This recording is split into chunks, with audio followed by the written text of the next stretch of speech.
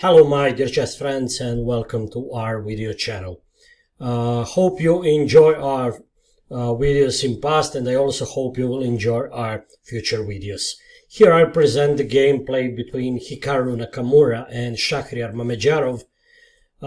They played their first knockout chess game and rapid time control in Grand Prix, which is taking place actually in Berlin. So after tie breaks and score was 1-1, they started with rapid tie breaks, and that is game number 3, first game of rapid tie breaks.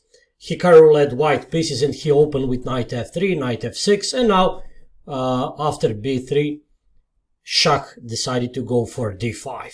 Bishop b2, c5. We see some reversed Nimso Indian or some similar setup, reversed Queen Indian actually, where after d4 black played bishop c4. Idea is to play e6 to stabilize the center, but also of course to activate that bishop before playing e6, and of course mostly to keep it, transfer it to h5 and g6, but also that bishop can be given away for the knight on f3. Bishop e2, e6, knight bd2, c takes d was played, and after e takes bishop e7. Of course, white has some attacking chances with installing knight to e5, and we'll call that knight Morphy's knight after pawns d and f4 supported. So white idea generally is after castling short to play knight e5 with f4 and attacking on the king side. After castling a3, very important is to play a3, not to allow knight b4, because white bishop in future attack setup belongs simply to d3. And that happened after rook c8, h3, bishop h5, white played bishop d3, and after bishop d6 and rook e8, some normal moves, white went for a bit crazy g4. And since that moment, that game starts to become a real blockbuster and real roller coaster, as you'll see. Just see what happened till end of the game. Of course, g4 is a bit risky, but some normal other moves would be maybe c4, maybe c4, maybe bishop e2, something like this, but g4 is risky, and Hikaru just decided to go for active play with having white pieces. Bishop g6, bishop takes, h takes, and now definitely looks like he is going to seize initiative after knight e5, but of course black position is so stable and white position is so vulnerable. There are a lot of weak points, like d4 pawn under attack, maybe c4 pawn, knight e5 is also not stable, and as you can see, many of problems can arise on that endgame, on that diagonal, maybe even in the endgame, yes. Most of that because of weakened spot f4. Once again, I will blank on f4. You see that weakened spot, and with next move g5, black fixes the weakness. c4, white goes for active decision, and knight d7. Here queen f3 would be maybe normal move, because white wants actually to force black to take first on e5, but Hikaru rather played knight to d3. Evidently, he wants to push his queen side pawns and to use that pawn phalanx, pawn majority, in devastating attack on the queen side. What happened? Knight f8, black normally regroups knight to f8, g6, just to get control over weak spots f4 and h4. c5, bishop b8, black prepares setting battery on long diagonal, and that exactly happened few more moves later. Now queen c7. With king f7, black overprotected pawn e6 and wanted with rook h8 to organize active play on the king side against white king directly.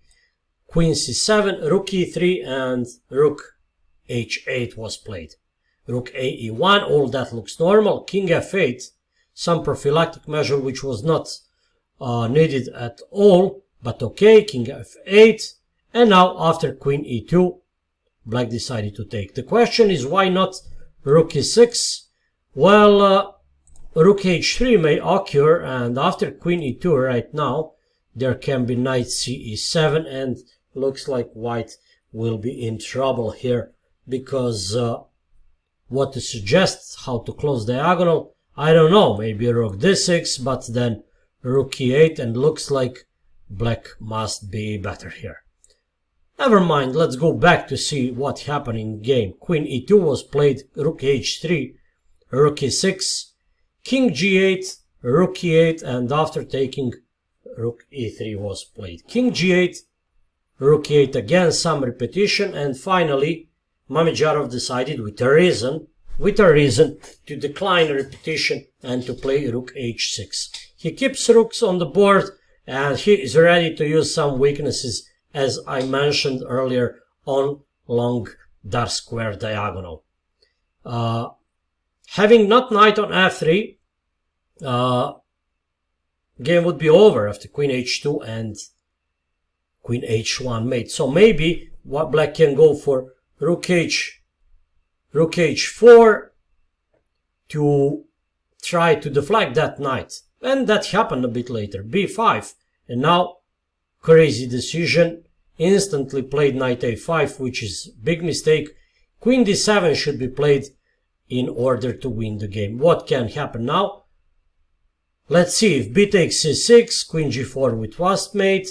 How to prevent mate? Maybe Rook e6, but if Rook e6, then just Knight d8. I'm sure Mamedyarov will be so angry on himself he missed that relatively easy win. But after Knight a5, Rook e6, now that diagonal is closed, Black tries something, but after Rook h4, finally, now White is the side which sets threats on diagonal. But still, after Rook g4, King f1, Black should win again after Queen d7. Black wants to move the Rook, probably somewhere, I don't know, to e4, and after Queen h3 to bring Queen to the attack. After Knight c4 happened in the game, Rook e6, now Queen d7 is finally played, but that is too late, because now White has powerful response, positional sacrifice of the pawn in manner of so finest strategicians from the past, like Karpov, like Nimzovich. B takes c6, Knight c5, Queen c7, and after Bishop c1, surprisingly, White threatens not only Bishop g5, but also Knight g5 with devastation, because pawn f6 is pinned.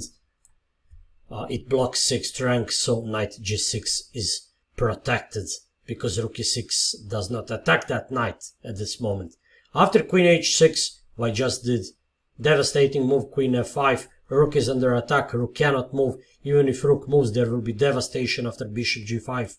For instance, after this, and game is just over. So, surprisingly, both players in that momentum had a minute and a half to go. Minute and a half, let's say, remaining on their clocks each, but simply even the greatest, even the strongest players make such terrible mistakes. So important moment, so important tournament, but still Mamedyarov failed to convert. Once again, I hope you will support our work in the future, and I hope you enjoyed that video. See you soon with new material, and that would be all. We will continue following chess tournaments worldwide and to cover the most important events. See you. Bye bye.